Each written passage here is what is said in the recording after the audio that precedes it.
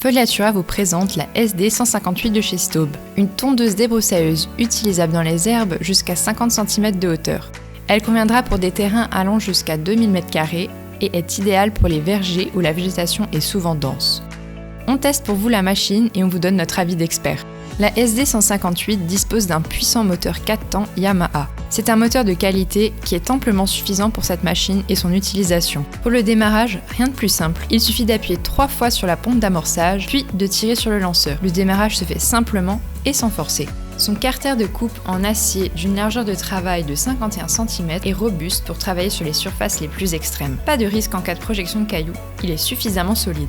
La débroussailleuse à roues dispose de 2 déflecteurs amovibles. Sur l'herbe basse, ils permettent de faire un joli tas d'herbe et évitent les projections indésirables. Nous n'avons pas filmé notre démonstration avec les déflecteurs car nous nous sommes tout de suite attaqués à des conditions plus extrêmes.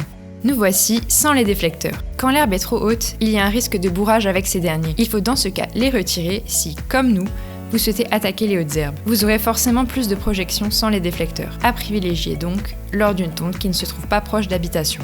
La machine est équipée d'une lame broyeuse type mulching qui vous permettra d'attaquer herbe et broussailles jusqu'à 50 cm de haut. L'avantage est que l'herbe sera mieux broyée qu'avec une lame classique. Les résidus seront plus fins et pourront ainsi rester sur votre terrain sans avoir à être ramassés. La lame est montée directement sur l'arbre moteur avec un palier de sécurité garantissant une parfaite protection du moteur contre les chocs. Lorsque la lame prend un choc, elle glisse contre le palier et fait caler la machine. Aucun risque donc d'endommager le moteur.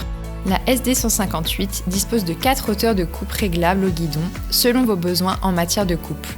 On apprécie particulièrement les doubles roues avant pivotantes et bloquables qui permettent de manœuvrer aisément même sur les terrains accidentés. La conduite est plus souple et le fait qu'elle soit doublée évite de rester coincée dans les trous où des machines à simple roue seraient restées bloquées.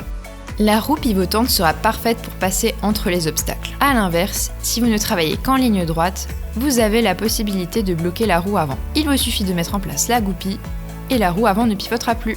On émet quand même un petit bémol sur les grandes roues arrière en plastique qui ont l'air moins robustes que celles en métal que proposent certaines marques concurrentes. Le guidon réglable en hauteur sans outil possède 2 positions pour s'adapter à la taille de l'utilisateur. Il suffit de le régler à votre guise grâce au papillon. Pour finir, s'il fallait trouver un défaut, on regrette l'absence de marche arrière, mais il est vrai qu'à ce prix-là, il est difficile d'avoir plus d'options.